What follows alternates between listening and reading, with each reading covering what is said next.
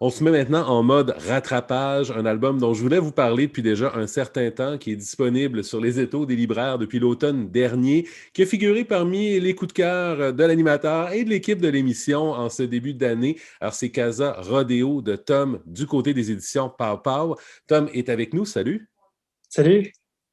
Et avec Casa Rodeo, essentiellement, donc l'idée de départ, c'est une maison qui est habitée par différents personnages et qui, à un moment donné, va être tannée des mauvais traitements qu'elle subit, va voir qu'il y a des maisons sauvages qui vivent heureux et va décider d'aller les rejoindre. Donc ça, c'est le point de départ.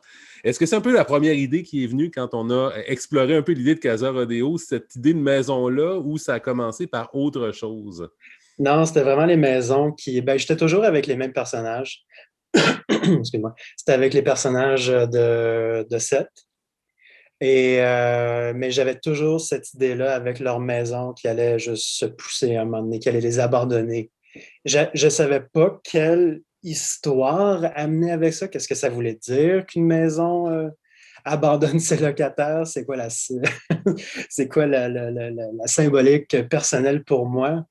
Fait que ça a vraiment été comme, tu sais, je suis parti de cette idée-là, puis après ça, tu es vraiment rentré dans les rouages de, OK, ben, comment est-ce que ça fonctionne? Puis qu'est-ce qui fait que, tu sais, elle part? Pourquoi elle part? C'est quoi euh, les répercussions que ça va avoir sur les personnages principaux? Fait qu'il a vraiment fallu que je plonge là-dedans, mais ouais, au départ, je voulais juste faire une maison qui abandonne ses locataires. Je trouve ça drôle.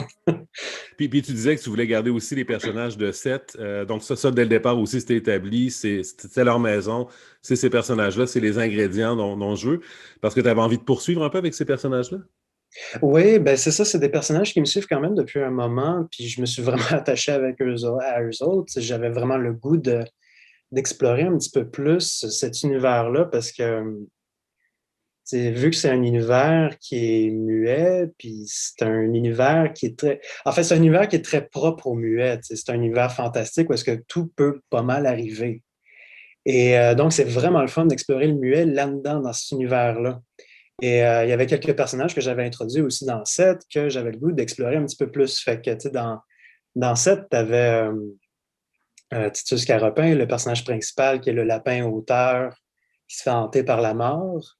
Et, tu sais, il habitait avec ses colocs. Puis là, j'avais le goût de... OK, ben, j'ai le goût de montrer un petit peu la vie des autres colocs, tu sais, de montrer un petit peu plus un focus. Tu sais, que c'est pas juste... Il n'y a pas juste un personnage principal, il y a plusieurs personnages principaux. Fait que là, ça me dit que, tu sais, pour d'autres histoires, ça fait juste me dire, ah ben, ça serait le fun d'explorer d'autres personnages secondaires dans ce même univers-là, qui me permettra aussi de continuer à explorer le muet. Oui, puis nécessairement, en fait, ce qui était bien avec les colocs que tu avais établis dans le set, c'est qu'on a trois personnalités qui sont quand même très différentes, très distinctes.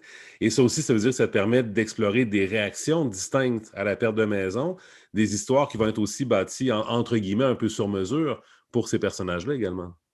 Oui, ben c'est ça qui était vraiment le fun et en même temps très challengeant pour ce projet-là. Je me suis tellement tapé la tête, là, ça n'avait pas de bon sens pour ces... je- j'ai tellement passé de temps à me demander comment est-ce que ces personnages-là vivent ce deuil-là, finalement, parce que c'est un énorme changement qu'ils vont vivre. Et en fait, ouais, c'est ça, c'est trois personnages qui vont vivre une forme de deuil de manière différente. Il y en a un qui vit qui vit un certain immobilisme, il y en a un qui va fuir, ou il y en a un que est juste incapable d'accepter qu'est-ce qui s'est passé. Fait que c'était le fun d'explorer ces personnages-là de cette manière-là, surtout que sont très. Maintenant que je le dis tout haut, c'est des thèmes un peu. C'est un thème un peu dur pour quelque chose qui est très cartoon, mais c'est justement ça qui est le fun, d'explorer ça par le cartoon, parce que ces trois personnages-là sont très exagérés à leur manière et de vivre ce thème-là de trois manières différentes, c'était un bon défi. C'était intéressant de faire ça, j'ai trouvé. Oui, puis nécessairement, en fait, je veux dire, du moment où tu dis, OK, mes personnages perdent leur maison, ben, veux pas, c'est un enjeu qui est quand même majeur parce que il y a le deuil d'un côté, donc la perte, une perte importante d'une part de ce qui faisait que tu étais toi-même, puis qu'il faut que tu retrouves. Donc, c'est toujours un peu, c'est la maison, c'est le chez-soi, c'est la sécurité. Donc, tu veux pas, à un moment donné, j'imagine, tu te rends compte que tu as été vers quelque chose de symboliquement très porteur. Ouais. Puis à un moment donné, ça devient très riche aussi pour développer justement de quelle manière eux vont réagir, qu'est-ce qu'ils vont rechercher, puis comment ils vont se retrouver aussi dans cette quête-là au bout du compte. Ouais, ben c'était une autre chose que je voulais. C'était une des premières affaires que je voulais mettre au clair, c'est que je ne voulais pas que ces personnages-là, en fait, reviennent à la case départ. C'est tellement un gros changement, c'est tellement une grosse chose qu'ils vivent dans cet univers-là. En tout cas, tu perds ta maison, littéralement. Je veux dire, pour tout le monde, c'est tragique, mais là, carrément, que ta maison t'abandonne, te rejette, c'est très dur. Puis c'est tellement un gros choc, c'est de l'abandon. C'est tellement un gros choc pour eux autres que je me dis, OK, le retour en arrière est impossible. Il faut pas qu'ils reviennent ensemble. Ils peuvent pas revenir ensemble. Ils vont pouvoir se retrouver plus tard entre amis, à se faire des soirées dans le bar ou quelque chose de genre. Mais s'ils se trouvent une maison, ils vont rester chacun dans leur propre maison maintenant. Je voulais vraiment qu'il y ait. Parce que j'écoute beaucoup de. Je me suis beaucoup inspiré des dessins animés, surtout de ceux que j'écoutais quand j'étais jeune. Et il y avait toujours quelque chose qui me, qui me chicotait un peu. C'est qu'à la fin de chaque épisode, surtout dans les émissions que j'écoutais quand j'étais jeune, à la fin de chaque épisode, euh, il y avait un gros changement qui se passait. Puis là, au début du prochain épisode, il n'y a rien qui s'est passé. Là, on revient à case départ. Comme, non, s'ils vivent un changement, il faut qu'ils le vivent. Il faut qu'ils vivent à travers ça. Puis c'était tellement un gros changement que, non, il faut. Je voulais faire aussi un parallèle. Même si c'est dans un monde imaginaire, il faut qu'il y ait ce semblant de réel, là, que il y a des conséquences. C'est pas juste n'importe quoi peut arriver. S'il y a quelque chose qui arrive, il faut que les personnages vivent avec. Oui, Et bien, en il fait, y a mais ça, pas. Oh, excuse-moi. j'allais dire, c'est ça pour moi, c'est la clé un peu d'ailleurs de ce qui fait que ça marchait dans 7, que ça marche encore aussi dans Casa Rodeo. C'est que le fond, il y a une crédibilité que tu mets au fond, une logique que tu mets au fond. Dans le fond, il n'y a pas d'action sans conséquence. Il y a des règles dans ton univers. Donc, après ça, tu peux aller loin dans l'absurde, tu peux aller loin dans le côté un peu cartoon, si on peut dire, de l'histoire. Mais il faut qu'il y ait ce fondement-là pour que nous, comme lecteurs, on puisse s'accrocher à ton univers, s'accrocher au personnage. Ouais, ben, je pense que c'était super important aussi de savoir qui étaient ces personnages-là, parce que ce que je me suis rendu compte en faisant Casa Rodeo, en fait, je ne m'en rendais pas trop compte quand je faisais ça. C'est plus en faisant cette BD-là, Casa Rodeo, que je me suis rendu compte que les personnages étaient vraiment. C'était eux autres qui formaient le monde, c'était eux autres qui étaient l'encre de l'univers. Et par leurs actions, l'univers allait être modelé, allait être formé.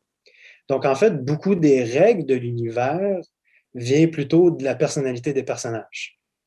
Comme si je prends comme un certain personnage, il va toujours agir comme si je prends Scarapin, l'auteur, il va toujours agir pour ce qu'il pense être son bien-être. Il va toujours penser à lui. Et il va avancer dans le monde en ayant cette pensée-là et il va influencer le monde avec cette pensée-là. Ça va être plus ça, ces règles-là.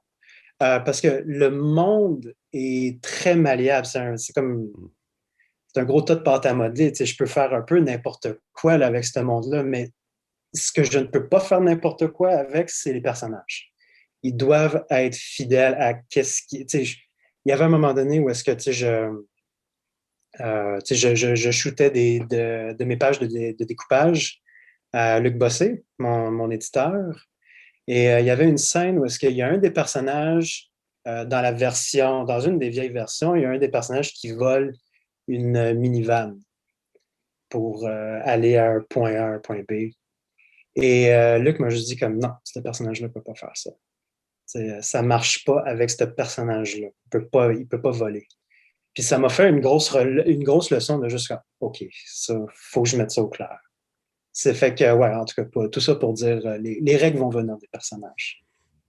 Et donc, nécessairement, si ton moteur, si on revient un peu au départ, donc tu dis, OK, je veux que la maison s'en aille, j'ai mes personnages, bien, tu vas trouver la raison du départ de la maison dans tes personnages, autant que tu vas trouver après ça la suite des choses aussi en explorant un peu, tu le disais tantôt, les réactions de tes personnages-là, et en essayant, et ça, j'imagine que c'est le défi, de dire, bon, OK, à un moment donné, s'ils se séparent parce qu'ils ne s'entendent pas sur le moyen, mais il faut que chacun ait aussi une quête, un contexte qui va lui servir à lui comme personnage. Donc, c'est aussi dans la racine, dans la nature profonde de tes personnages que tu vas trouver où ils vont s'en aller, qu'est-ce qu'ils vont faire, comment ils vont le faire. Oui, ben c'est ça. Puis c'est une autre affaire qui a énormément influencé l'univers de ce monde-là. Mais oui, c'était très important de savoir comment le personnage allait bouger pour. Tu sais, c'était quoi qui l'a poussé à aller dans une telle direction? C'est quoi qui l'a poussé à ne pas agir? En fait, c'est quoi qu'ils ont fait finalement pour faire en sorte que la maison décide de les abandonner? Et c'est de là que vient la leçon. Ils maltraitaient leur maison, ils faisaient un bordel. C'était le chaos. Il fallait qu'ils apprennent à être. Maintenant que j'y pense, c'est un peu une histoire un peu je ne sais pas comment dire ça en français. C'est un coming of age story, un peu. C'est un passage à l'âge adulte, c'est ça. Parce que ces trois personnages-là sont essentiellement un peu des adolescents au départ, puis à la fin, ils deviennent des adultes, un peu. En tout cas, Oui, jeunes adultes. dans le fond, il faut que tu leur donnes des épreuves à leur hauteur, des épreuves qui vont répondre justement à cette nécessité-là de passage, d'évolution, de progression. Oui, oui, oui, oui. Puis c'était ça le gros défi aussi, c'est de savoir, OK, ben, c'est quoi qui va être un défi pour ce personnage-là, c'est quoi qui va être un défi pour l'autre. Parce qu'un défi ne va pas en être un défi pour un ne va pas en être un pour un autre, dans le fond. Puis c'était le fun, en fait, d'explorer les défis de chacun de ces personnages-là. Puis, tu sais, j'ai essayé de piger euh, dans d'autres histoires, carrément, comme, tu sais, parce que l'histoire est séparée en trois parties. Tu as la partie du lapin, du cochon, puis du canard, les trois colocs. Et tu sais, la partie du cochon était très inspirée de Frankenstein, de Mary Shelley. Euh, le lapin, c'était inspiré des peintures, des gravures, excuse-moi, de Mazrine. Et toute l'oppression que tu avais, je pense que c'était Dichtedt de Mazril, la ville. Fait que toute l'oppression que tu sentais dans la ville, tout le décor était basé là-dessus. Le décor parlait de l'oppression, du défi que vivait le lapin. Et le canard, lui, il a vécu. C'était quoi mon inspiration? Je pense que c'était un peu l'environnement du professeur de Caligari, du professeur Caligari, le docteur Caligari, excuse-moi. euh, c'est ça, tu sais, plonger vraiment dans l'expressionnisme allemand pour vraiment sentir que tu es perdu, tu sens toute la distorsion de son univers. C'est une autre affaire qui était très dure à faire, c'est comment est-ce que tu montes ces défis-là par le muet. C'était généralement par le paysage. Puis c'est pour ça, des fois, j'ai carrément pigé dans les œuvres des autres pour, OK, qu'est-ce qui me fait penser à ce défi-là, puis visuellement. Là. Et, Ouais. ouais, De quelle manière exploiter ton univers, de quelle manière exploiter l'espace disponible, dans le fond, autrement que dans les réactions des personnages. Si on ouais. prend Titus Caropin, mais quand il arrive à la ville, on a effectivement, dans le fond, toutes ces grosses usines-là, les usines à fonctionnaires, le reste, la critique un peu de ce système qui finit par nous écraser. Donc, Ouais. on insère, puis qui réfère aussi à quelque chose qu'on connaît, qu'on perçoit, qu'on a pu percevoir. Donc, les décors nous permettent d'aller chercher aussi des référents culturels, si on peut dire, ou des référents personnels. Même chose avec le troisième, les codes de l'épouvante, un peu de l'expressionnisme allemand, c'est des codes qui se sont établis au fil du temps, au fil des années. Donc, on sait aussi comment les ressentir, les percevoir, puis comment aussi, bien dans le fond, toi, tu les exploites pour te les approprier, pour les donner à tes personnages. Ouais, ben c'était très important aussi que ces trois personnages-là aient leur propre chemin. Puis ouais, il fallait le montrer de manière. Il fallait trouver un autre. Excuse-moi, je me perds un peu dans mes mots. Il fallait que je développe un peu le réseau de sens, si tu veux, visuel. Parce que pas tout ne pouvait passer en fait par juste le visuel des personnages, le mouvement des personnages. Il fallait que ça passe par l'environnement, l'ambiance. Puis ouais, si on part avec le canard, Suchet, qui vit, c'est ça, un épisode d'horreur, finalement. J'ai beaucoup bouffé des histoires de fantômes. Et puis c'est ça, ça a donné ce chapitre-là qui parle finalement de la nostalgie, qui parle beaucoup de le retour en arrière qui est impossible pour ce personnage-là. Et c'était le fun parce que c'était un peu la première fois que j'explorais l'environnement comme actant.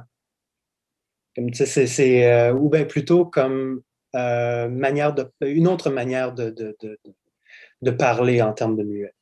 Là, il fallait vraiment que l'environnement du personnage reflète ce qu'il ressentait. Et ça, c'était un bon challenge.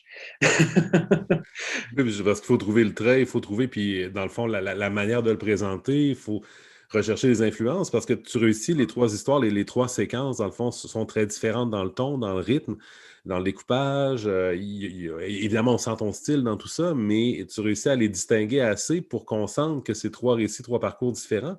Mais ça veut dire aussi que toi, il a fallu que tu expérimentes avec le visuel, avec les découpages, la mise en scène, au-delà du style de l'album globalement, dans le fond, pour ces épisodes-là aussi. Ouais, je me rends compte que je me rends compte que le chapitre de Carapin était très. Je pense que en tout cas, moi, je vois l'influence de Mazril parce que il y a carrément il y a des pages que il y a plus de cases, là, c'est juste comme un moi qui essaye de faire du Mazril des fois. Et fait que ouais, c'était le fun de faire ça parce que c'était juste une grosse exploration. On essaye de faire quelque chose de différent. Puis je pense que c'était ça le but de Casa Rodeo. Je voulais faire quelque chose de très différent de Seth.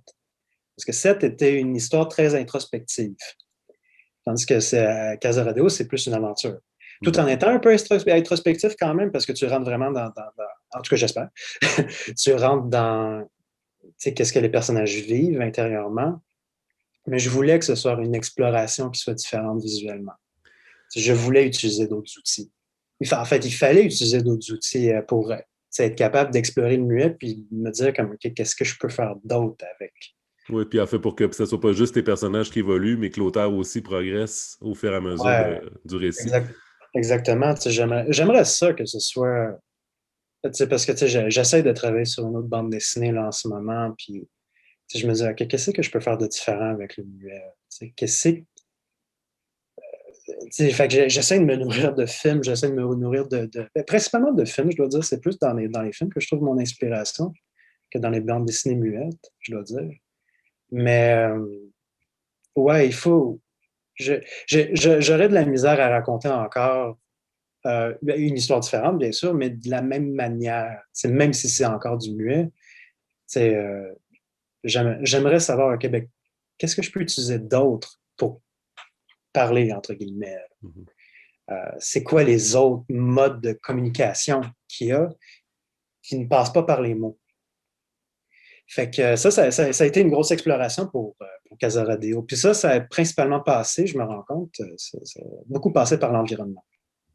Comme on disait tantôt, dans le fond, donc on a placé ces éléments-là, trouver des environnements qui cadrent bien. Et en même temps, ben, dans le fond, quand on regarde aussi les personnages, par exemple, Titus Caropin, l'écrivain, ben, son épisode est peut-être un peu plus en continuité avec Seth. On l'avait bien établi, donc on se retrouve un peu plus en territoire connu, avec une expansion, si on peut dire, des enjeux que lui avait vécu dans Seth, qui était centré sur sa crise existentielle, et qu'on retrouve, dans le fond, exacerbé par la perte de la maison, exacerbé par la perte de son contexte de création. Oui, ben en fait, c'est au départ, Casa Rodeo était supposé être une continuité totale de ce personnage-là. Était supposé être vraiment, OK, je continue avec ce personnage-là, puis je me suis rendu compte que ce que j'avais à dire avec ce personnage-là, j'avais juste à vraiment le dire, juste en ce nombre de pages-là, qui est comme 20 pages pour son chapitre. Et fait que ouais, tu as une continuation de son problème et tout ça, mais il fallait aller à l'au-delà de ça. Il fallait aller au-delà de ça, pour moi. Parce que je me suis rendu compte à un moment donné, en faisant dans les premières versions de Casario, est-ce que c'était encore lui, le personnage principal, que ça ressemblait encore à Seth. Je recréais un peu le même problème qu'il y avait dans Seth, puis je fais « Oh, OK, non, non. je ne veux pas encore redire la même chose. » C'était vraiment... Ça a été un Moses de problème, là, parce que hey, non, je me suis un peu battu avec moi-même là, parce que j'étais tellement convaincu là, de ce que je faisais. Puis à un moment donné, j'avais carrément fini le découpage, je me suis rendu compte que je fais juste dire la même affaire. Parce que même si la mort est présente dans le chapitre, il fallait qu'elle dise autre chose. Comme tu sais, dans Casa Rodeo, c'était moins la. En tout cas, pour moi, je veux dire, dans 7, excuse-moi. Dans 7, c'était moins la peur de la mort. Pour moi, c'était plus comme, tu sais, l'anxiété. C'était la peur de mourir en tant qu'artiste plutôt. C'était plus que, oh mon Dieu, j'ai pas d'idée, puis je créerai jamais, puis that's it, j'ai pas d'avenir. C'est pour ça que la mort est là, pour moi en tout cas. Tandis que dans Casa Rodeo, là, elle est là pour une autre raison. Tu sais, t'es juste, tu vois pas d'avenir dans ce que tu fais, que tu as le goût de créer, mais tu es incapable parce que tu as une job qui demande que tu fasses autre chose. Là, ça amène une dépression, puis tu sais, la mort était un peu comme un, un actant pour la dépression. Fait que, en tout cas, tout ça pour dire que, tu sais, euh, il fallait que Casa Rodeo soit vraiment différent de ça pour ça. Et donc, en fait, le fait justement de prendre Titus puis de dire, ben, comme on dit au départ, OK, on a 3 personnages principaux, ça devient un Ouais. récit choral. Ça t'a forcé, ça t'a permis aussi d'aller explorer ces autres éléments-là. On parlait de tonalité, de l'épouvante pour ton canard, puis ton cochon qui, lui, reste obsédé, pas capable de lâcher prise sur la maison qu'il avait. Il veut en avoir une, ou sinon en avoir une pareille. Et donc, lui va se retrouver dans un récit qui est peut-être le plus. Tu sais, moi, je le voyais beaucoup, en fait, soit Tex Avery, Looney Tunes, soit un Ouais. peu Buster Keaton, là, tu sais, où on est dans un récit qui est beaucoup plus lousse, humoristique, comparativement aux deux autres qui sont beaucoup plus existentiels ou existentialistes, là. Oui, ben, en fait, ouais, je le relisais, puis je me suis rendu compte à quel point son chapitre était très différent parce que, essentiellement, c'est vraiment son chapitre. Je veux dire, j'ai dit que je me suis basé de Frankenstein pour le faire, mais l'autre grosse inspiration, c'était le Roadrunner, là. Parce que, tu sais, il y a carrément une partie où est-ce que c'est clairement des jokes du Coyote puis du Roadrunner. Puis je voulais montrer, tu sais, pour moi, c'était visuellement, c'était le fun d'exprimer comme l'immobilisme que ce personnage-là vivait. C'était l'obsession aussi. C'est un personnage qui refuse de bouger. C'est un personnage qui refuse d'accepter que qu'est-ce qu'il a vécu est réel. Et il y a seulement sa perception de la réalité qui est valable et pas celle des autres. C'est un personnage qui a encore énormément à apprendre sur qu'est-ce que c'est que l'empathie. Et je veux dire, il traite mal, je veux dire, il traite mal sa maison, parce que pour lui, c'est quelque chose qui lui appartient, puis c'est un objet. Mais il a besoin d'apprendre que non, c'est une créature vivante. et, euh, et là rentre Frankenstein avec ce créateur-là, parce que le cochon, c'est un peu un scientifique fou, ce créateur-là qui se rend compte qu'il y a des conséquences à ses actions et qui ne peut pas traiter le monde comme si lui, il était le maître à contester. Ouais, que si tu crées Euh, quelque chose, il faut que tu acceptes de lâcher prise sur ce que ta création va devenir une fois ouais, qu'elle est lancée, une fois qu'elle est créée, qu'elle est générée. ouais, c'est ça. Ben, tu sais, je veux dire, cette histoire-là, c'est vraiment tu sais, je veux dire, maintenant que j'y pense, c'est vraiment une histoire sur le lâcher-prise, en fait, là. C'est vraiment comme, il t'arrive un gros changement. C'est qu'importe quel changement que ce soit une rupture, que ce soit un abandon, que ce soit juste que tu te fais l'essai de ta job ou whatever, là. Euh, c'est vraiment une histoire sur, il t'arrive un gros changement, puis il faut que tu passes à autre chose. Il faut que tu apprennes à laisser le passé en arrière, puis passer à autre chose. Puis faire ton propre chemin, essayer de te tailler ton propre chemin et de ne pas te concentrer non plus sur qu'est-ce que tu veux, mais plutôt sur qu'est-ce que tu as besoin. Mhm. Et de faire un peu la paix avec ça, parce que généralement, je veux dire, il y a des fois, ce qu'on veut n'est pas nécessairement ce dont on a besoin. Les personnages, évidemment, l'apprennent par l'extrême parce que ça reste une bande dessinée, ça reste Oui, drôle, c'est évidemment, sûr. à travers tout ça, parce que là, on est dans un gros truc existentialiste, mais c'est aussi très drôle, je tiens à le souligner, pour pas qu'on Ça l'oublie. reste drôle. Et donc là, t'es mis dans des gros crescendo, et c'est au bout de ça, justement, qu'ils réussissent à apprendre. Je veux pas qu'on détaille trop vers le troisième, vers ton épilogue. Je pense qu'on a déjà donné quelques indices. Euh, Oui. mais au-delà de l'aspect drôle, au-delà de l'aspect visuel des recherches spécifiques à chacun, ce que je remarque aussi, c'est qu'il y a quand même des éléments propres au conte. Là. Je trouve dans certaines planches, la façon dont ils sont présentés avec les cadres qui sont très travaillés. Là, on se retrouve en fait où on a une ambiance où justement on est un peu dans la fable aussi à travers tout ça. Peut-être aussi qui nous ramène à cette quête de sens-là. Là. Je sais Ben, pas. ouais, ben, j'ai toujours voulu avoir une certaine liaison avec le conte. Parce que fait, tu sais, ça se passe dans un monde fantastique. Puis il fallait que je garde un peu cette simplicité-là parce que c'est une histoire pas facile à raconter, je dois dire, parce que OK, je raconte une histoire qui décide de se pousser, laisse ses locataires, puis là, les locataires essaient de se trouver une autre maison. C'est pas vraiment facile à raconter. Fait qu'il fallait que tu y ailles un peu par la fantasmagorie, un peu par le rêve. Et le conte a été un bon tremplin, si tu veux, a été une bonne base. Tu sais, je pense que je veux dire, je m'en suis pas rendu compte sur le coup, mais tu sais, plus j'avançais, plus je me disais, ah, c'est un peu les trois petits cochons que je suis en train de raconter. Là. Je veux dire, une variante des trois petits cochons. Fait que, ouais, il y a ce côté-là aussi qui est vraiment le fun du conte, que chaque personnage a son moment de vivre un même problème. Il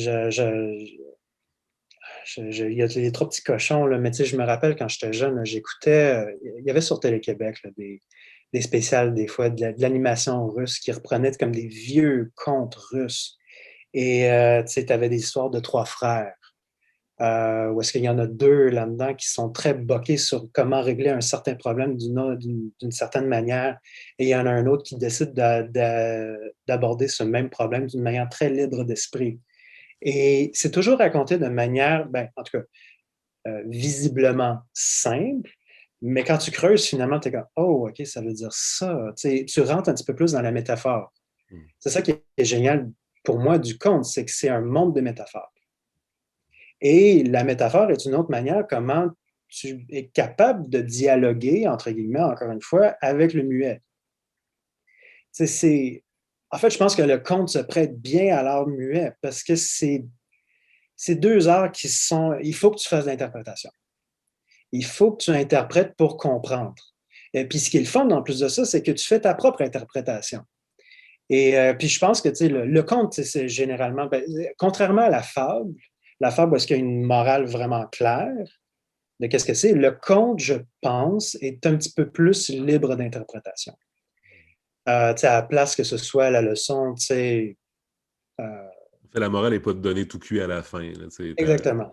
à réfléchir. C'est ça, c'est à réfléchir. Et, et ce qui est le fun aussi avec le conte, c'est que tu peux des fois aller à des places un peu noires, très dark.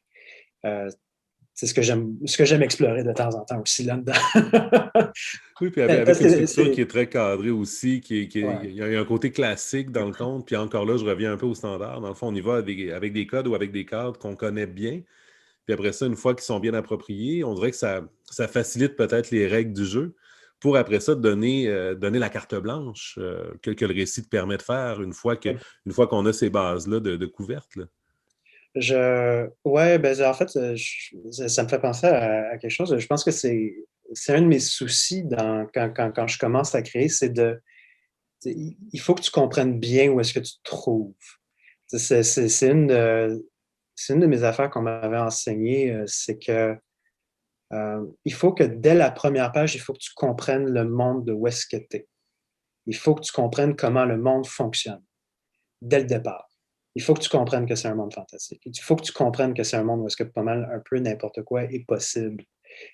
Mais il faut quand même qu'il y ait ce feeling de c'est quoi le mot? De reconnaissance, si tu veux. Il faut que tu sois quand même capable de reconnaître où est-ce que tu te trouves.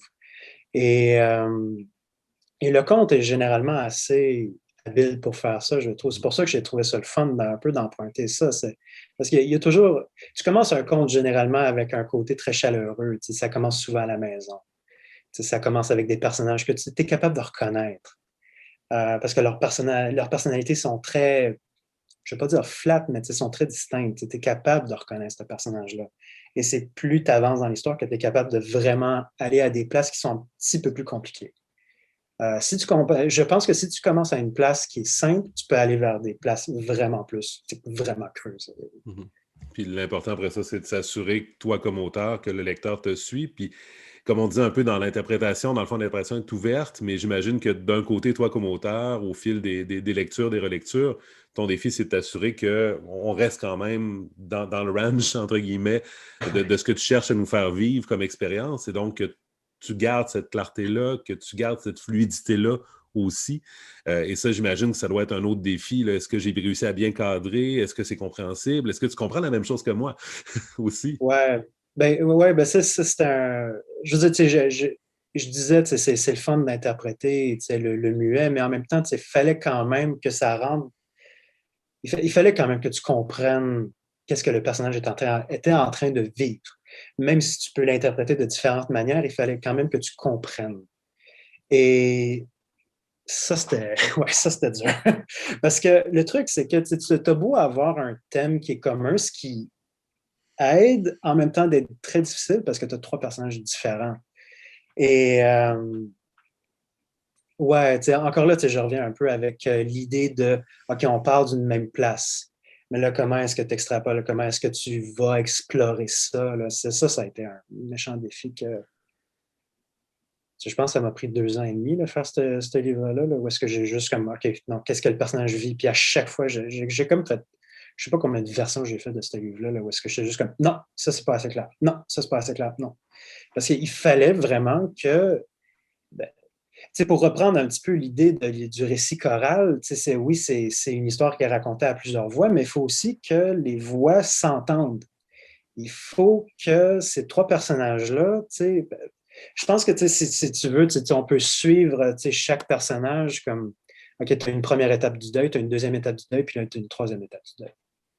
Et je pense en tout cas, il a fallu à un moment donné que je me fasse vraiment, j'allume un peu que c'était le même que je fonctionnais parce que ouais, à un moment donné, je perdais un peu le sens. Comme le chapitre du canard a été excessivement difficile à faire. Parce que je ne comprenais pas ce personnage.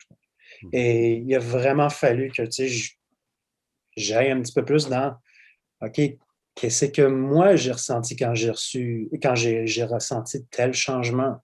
OK, j'ai ressenti cette étape-là du lapin, j'ai ressenti cette autre étape-là du cochon. Mais qu'est-ce que le canard, lui, vivait? Oh, OK, peut-être ce côté-là que j'ai de la misère à m'avouer des fois. C'est pour ça qu'il est toujours caché et tout ça. Ouais, voilà. Et à ça, on parle beaucoup de ces trois personnages-là, mais je peux mentionner aussi que tu en as un autre, un personnage qui fait figure un peu de plus observateur et qui, lui, finalement, c'est lui qui accompagne le lecteur d'une Ouais. histoire à l'autre, d'un chapitre à l'autre et qui a droit aussi à ces petits moments de voyage. Et j'ai l'impression que ça, jouxté aussi avec d'autres moments cartographiques, ça nous permet aussi de situer une certaine temporalité de l'histoire, de garder les histoires en relation les unes avec les autres, puis d'avoir une certaine constance, si on peut dire, ou une présence constante à tout le moins dans chaque moment du récit. Ouais, ben, en fait, maintenant que tu le dis, là, je shoot ça de même là, parce que je pense que tu m'as un peu donné l'idée, là, mais je pense que ce personnage-là, c'est lui qui fait en sorte qu'on a l'impression qu'il y a vraiment un monde. Parce que c'est lui qui fait le lien, comme tu disais, entre chaque personnage. Et ce personnage-là, lui aussi, il vit un certain un changement lui aussi, parce que c'est quand même ses amis, c'est comme un voisin, ce personnage-là. Fait qu'il vit aussi un changement. Mais pas de la même manière que ces personnages-là. Ce personnage-là reste neutre, c'est la petite fleur. Et elle reste complètement neutre, elle n'a pas de problème. Fait qu'elle, elle peut être un peu la narratrice, si tu veux. Puis c'est elle qui nous donne vraiment cette idée-là de OK, oui, c'est vrai que c'est tout un monde. Et ouais, je voulais vraiment que ce personnage-là soit celle qui boucle le tout. C'est qu'elle soit vraiment l'élément rassembleur, si tu veux, de tous ces événements-là. Là, parce que C'est un personnage que j'aime beaucoup dessiner en même temps, puis c'est un personnage très chaleureux, puis je pense que c'était le bon personnage pour justement tisser le lien entre tout, je Puis j'ai pense. l'impression que ça permet aussi d'offrir un autre regard sur la relation avec la maison, parce que dans les moments où la maison quitte, on la voit à quelques moments, c'est la fleur qui a plus d'empathie envers la maison, qui comprend ce qu'elle vit, qui la laisse aller finalement la première de manière sereine, pour qu'après ça, les autres finissent éventuellement par se trouver en capacité de la laisser aller aussi. Mais Ouais. ça lui donne, les enfants, une certaine clôture à la maison aussi, le fait que ce personnage est capable lui, d'aller dès le départ avec ce laisser-aller-là que les autres vont trouver plus tard.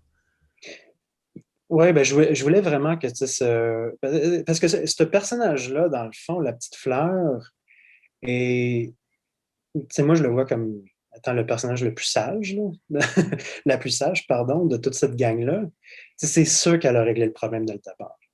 Parce que j'ai de la misère, tu sais, des fois, je pense que tu sais, ça pourrait être le fun de donner une histoire à ce personnage-là, mais moi, je me dis tout le temps comme, c'est un personnage qui n'a pas vraiment de problème. C'est un personnage que, tu sais, je le vois presque comme un personnage immortel, presque. Mm.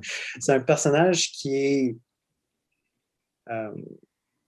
qui est tellement intriguant, mais en même temps, tu sais, il fallait que ce soit elle qui soit la plus sympathique. Il fallait que ce soit elle qui comprenne c'est quoi le problème.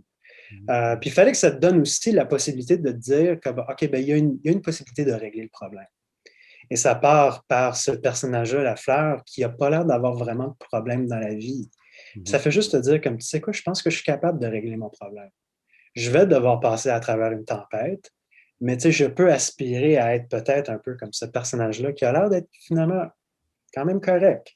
Ouais. Puis, Puis comme je tu pense, dis, qu'il n'y a pas tant d'histoire en lui-même, parce que s'il n'y a ouais. pas de problème, s'il n'y a pas de défaut, ben, les défauts, les problèmes deviennent un moteur narratif. Et c'est pour ça que c'est Oui, beaucoup plus intéressant absolument. d'explorer les trois autres que d'explorer celle-là qui est simplement zen par rapport à la situation.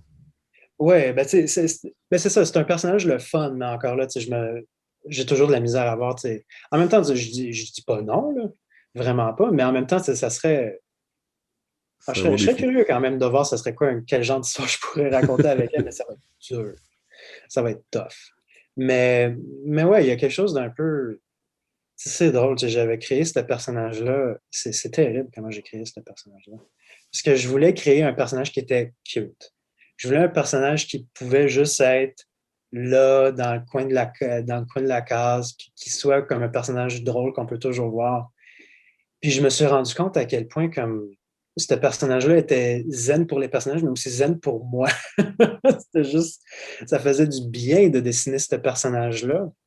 Et ouais, tu te rends compte à quel point. C'est pour ça que ça serait le fun peut-être d'écrire une histoire avec ce personnage-là, parce que tu te dis comme, mais qu'est-ce qu'il a raconté? Parce qu'il est tellement mystérieux. En même temps, tu te dis, ben, ça serait-tu mieux de le garder dans ce mystère-là?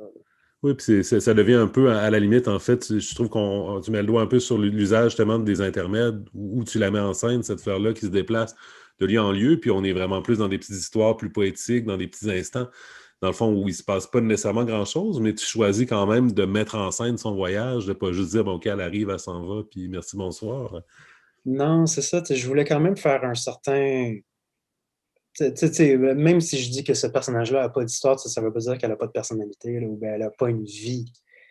Je pense que ça, c'est une des affaires vraiment importantes là, parce que c'est un personnage qui pourrait très vite vivre à travers ces autres personnages-là. Être l'auxiliaire de cet autre personnage-là. Puis je fais comme, non, je veux vraiment montrer que ce personnage-là a sa propre vie. Puis à un moment donné, il y a un chapitre où est-ce que la fleur disparaît un peu. Elle ne veut pas faire partie de cette histoire-là, là, à un moment donné. Puis tu la retrouves à la fin du Mm. chapitre. Et puis à la fin de ce chapitre-là, elle s'en va prendre un café. Parce qu'elle en a assez. Puis je voulais vraiment. Je voulais pas en faire un personnage qui est non plus victime des événements que ces autres personnages-là, complètement chaotiques puis débiles, vivent. Mhm. Si je voulais qu'elle aille en tout cas, je lui rajouter une tridimensionnalité si je pouvais. Oui, mais surtout dans la mesure où on le disait tantôt, les trois autres doivent aller au bout de leur obsession, au bout de leur Ouais. mal. Et dans le cas, ben, en fait, pour revenir un peu sur le cochon, ben, où il va jusqu'à l'extrême parce qu'il y a visiblement des problèmes d'alcool, donc il va jusqu'à l'extrême de vouloir vivre dans un baril d'alcool, et ben, tu les pousses assez loin, donc on peut comprendre aussi, des fois, ça peut être la réaction qu'une personne, entre guillemets, normale. Là, par rapport à ça, c'est comme, mon Dieu, là, quand on prend un café, là, ça a comme plus de Ouais, sens. c'est ça. C'est- Mais ouais, ben c'est ça, je voulais vraiment que ce soit comme un vrai personnage. Parce que c'est ça, je veux dire, t'as beau vivre énormément de changements dans ta vie, puis de malheur, quoi que ce soit, c'est pas vrai que les personnes qui t'entourent vont toujours être là. Il va falloir que tu sois laissé à toi-même, il va falloir que tu fasses tes propres affaires. Tu peux pas être accompagné tout le temps. Puis c'est ça que j'avais peur à un moment donné, parce que durant toute l'histoire, être tout le temps là. Puis à un moment donné, j'avais dit, OK, non, il faut qu'elle parte. Il faut qu'elle parte à moi. Faut, il y a des places où est-ce que c'est peut-être un peu difficile à dire, là, mais il y a des places où est-ce que tes amis ne peuvent pas te suivre. Ben, les membres de ta famille ne peuvent pas te suivre. Il y a des bouts où est-ce que c'est triste à dire, mais il y a des fois que tu vas être un peu seul. Et c'est fine. Parce qu'à la fin, tu fais ce passage-là, puis tu vas chercher de l'aide ou whatever, puis après ça, tu peux retrouver un peu une partie de tes amis qui ne pouvaient pas te suivre vraiment dans ces bas-fonds-là, si on veut. Là, je m'en vais vraiment dans des places vraiment tough, là, Et ce mais que je trouve fascinant, c'est un peu comme quand on jasait de Seth, Tom, dans le fond, dans la mesure où je pense que c'est des récits que tu nous proposes. Casa Rodeo, c'est la même chose, puis comme ça, je l'ai perçu. Si on peut aller loin, justement, dans l'interprétation, dans l'analyse, dans la réflexion autour de ça, comme on le fait présentement, je pense. Mais en parallèle, on peut aussi rester dans le beat, dans la dynamique du récit qui est très drôle, qui est fluide, qui roule bien. Donc, tu réussis. Autant on peut le vivre avec une grande profondeur, autant on peut le vivre avec un peu plus de légèreté. Puis dans les deux cas, le récit fonctionne. Et généralement, quand on découvre une première lecture légère, ben, nécessairement, on a envie de creuser parce qu'on sent cette profondeur-là, parce qu'on sent qu'il y a plus que simplement le délire de départ, si on peut dire, qu'on pourrait percevoir quand on résume, mais qui reste là. Puis malgré tout ce qu'on en dit depuis pratiquement 40 minutes, où on décrypte un peu les trucs, il y a une profondeur, il y a des références et le reste, mais l'humour reste omniprésent aussi. Et j'imagine que pour toi, en terminant, Tom, ça doit être un équilibre pas nécessairement évident de dire ce que tu veux dire, mais en même temps, en te laissant aller aussi, parce que d'un côté, se tenir en bride pour garder un sens, pour s'assurer qu'il y a une logique émotive, si on peut dire, mais en même temps que tu puisses assumer pleinement le délire dans lequel tu nous entraînes aussi avec Casa Rodeo. je pense que ouais, ben parce que j'essaie de me dire aussi, quand je disais, je veux que ça commence par un conte et tout ça, j'essaie de penser aussi, je veux que ça donne le ton, donc ça va être humoristique. Fait que je veux que ça parte d'une manière comique. Je veux que ça parte un peu comme un épisode des Looney Tunes ou de d'autres cartoons.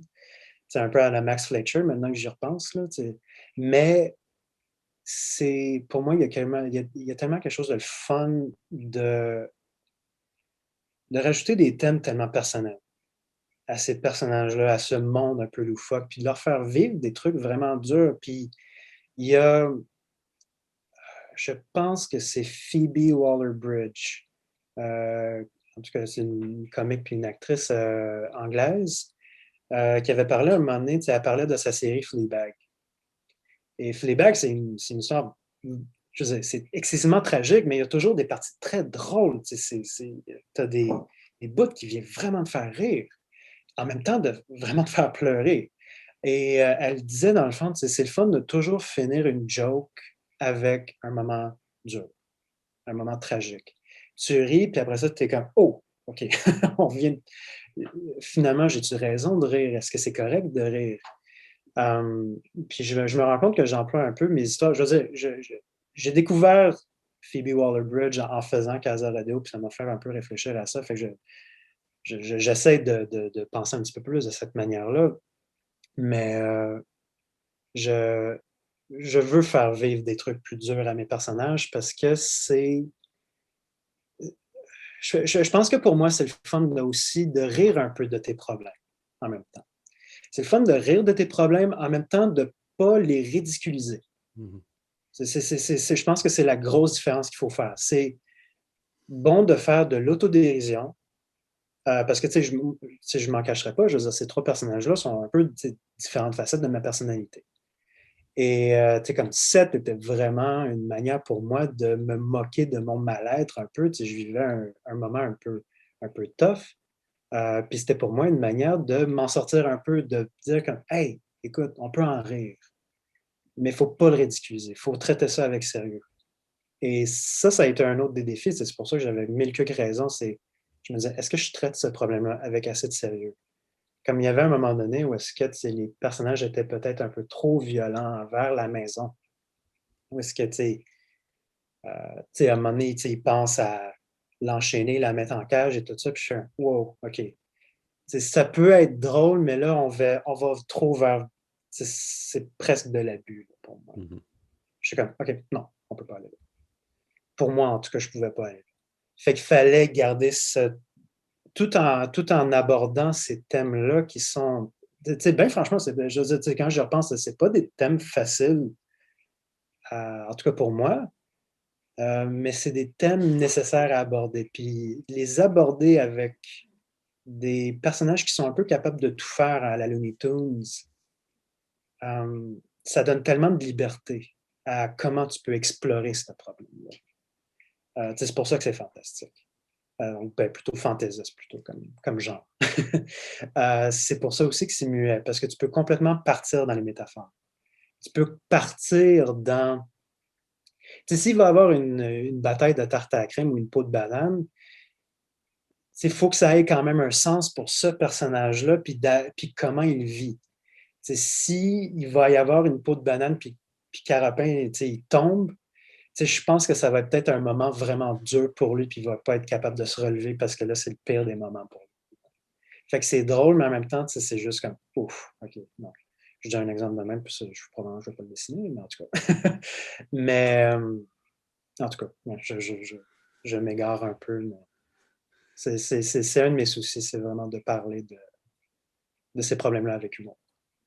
Et je pense en fait que les gens qui vont, après avoir écouté ça, qui n'ont peut-être pas encore lu Casa Rodeo, en fait, ça donne plusieurs clés, plusieurs approches, plusieurs manières de l'interpréter, de parcourir ce chemin-là avec toi. Évidemment, on recommande aux gens d'aller mettre la main sur ce récit, donc qui est disponible, je le rappelle, depuis quelques mois du côté des éditions Pow Pow. Tom, merci beaucoup.